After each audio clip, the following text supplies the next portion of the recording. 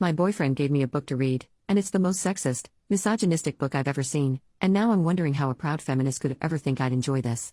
I, 25 female, met my boyfriend, 37 male, in our master's program.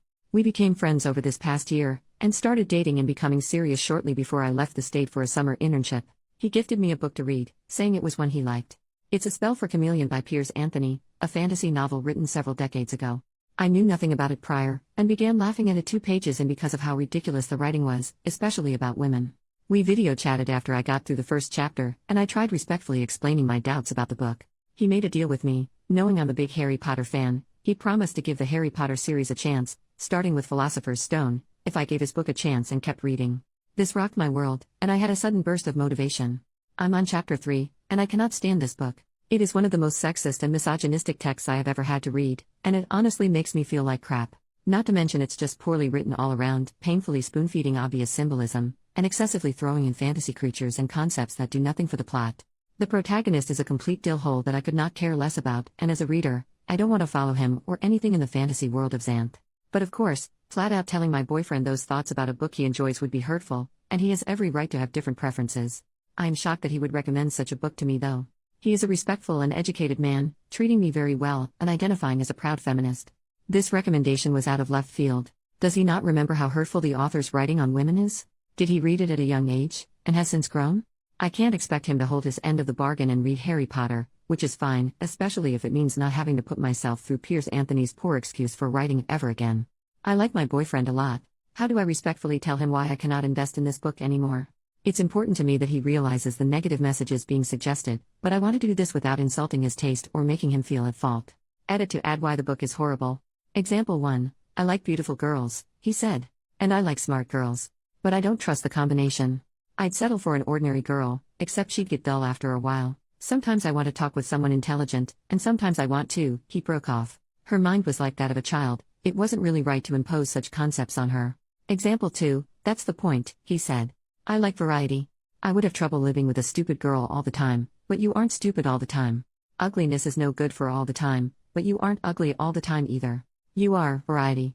And that is what I crave for the long-term relationship, and what no other girl can provide. Example 3, all women are the same inside.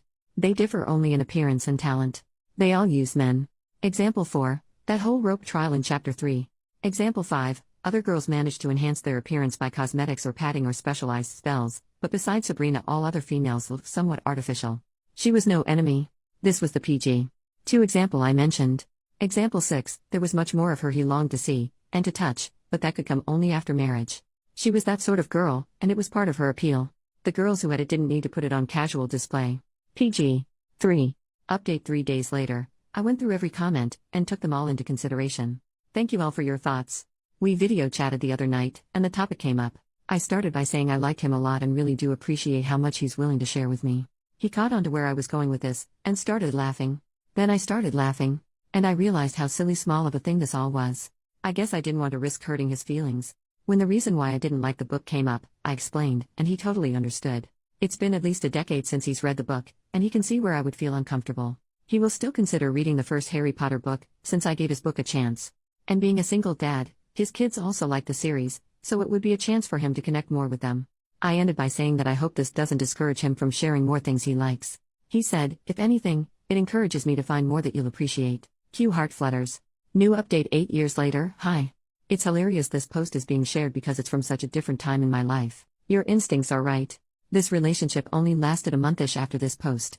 I took an opportunity to live and study abroad for a few months, and it was clear that he didn't want anything that deep, dodged any conversation that required vulnerability, didn't like that I wasn't always 100% perky, etc. I also had a rough breakup before this, and wasn't making the best judgment calls when it came to dating. I could have caught a few more things about him that give similar concerns now as this book recommendation then. So I called it off. Oh my god, then he suddenly wanted to make it work, and kept it up for over a year after the breakup. We weren't even together that long. He would text me as if we never ended, and I would shut it down. He eventually stopped, but I still get occasional notifications on LinkedIn that he viewed my profile. I'm now happily married to someone my age. Not knocking appropriate relationships with age gap, I'm good friends with a couple who are 12 years apart, but I dodged a bullet, folks. Thanks for giving me a good laugh with this flashback.